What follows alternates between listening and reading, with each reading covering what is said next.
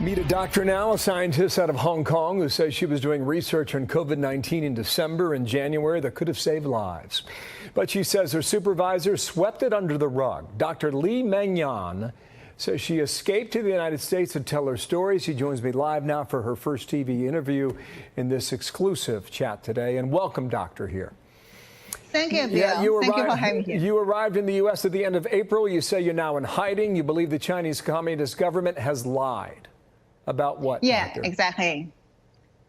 Exactly. They are lying. And I have to hide because I know how they treat the whistleblower. And as a whistleblower here, I want to tell the truth of COVID-19 and origins of the SARS-CoV-2 to people, to the world. So I have to keep safety. Okay, doctor, what did the Chinese lie about that you can prove? Okay, first, as I mentioned in the video in Fox, our government already knows that before the end of December, there are over 40 people get infected, but not, as they mentioned, like 27. And also, most importantly, there were human-to-human transmission already at that time. But they keep lying until middle of June. Actually, 20 June, they admitted. Okay, so your claim is that at the end of December, there was human-to-human transition. And the Chinese government and the World Health Organization did not cop to that until about 3 weeks later. If you're right, how would things be different around the world and here in the U.S. then?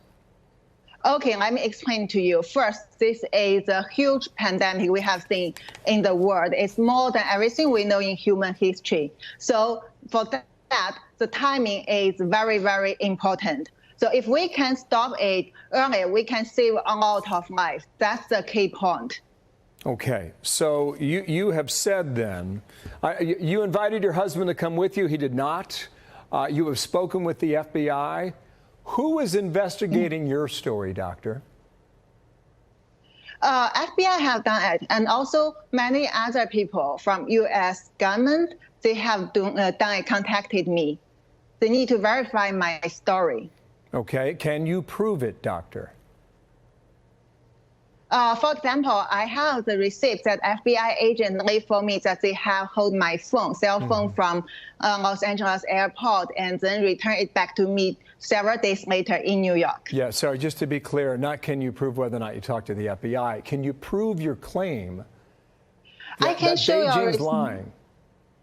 Oh, yeah, I have a lot of evidence, like how I communicate with the people in China CDC, and also because of my network, I have a lot of friends they working in the first line in the dirty zone of China during COVID-19.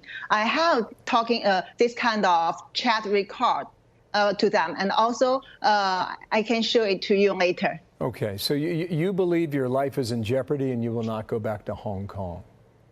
How come?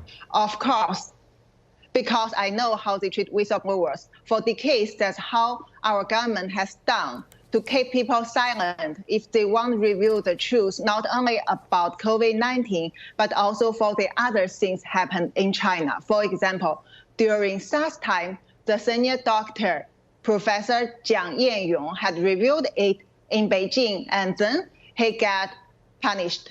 And also this time, Professor Zhang Yongzhen in Shanghai, his team reviewed the sequence of the SARS-CoV-2 at the first time in the world and published it on Nature on 3rd February this year. And then his P3 lab was shut down by the government. Well, the Chinese embassy here in the U.S. says they don't know who you are. And to quote them, they say, "We've never heard of this person," referring to you.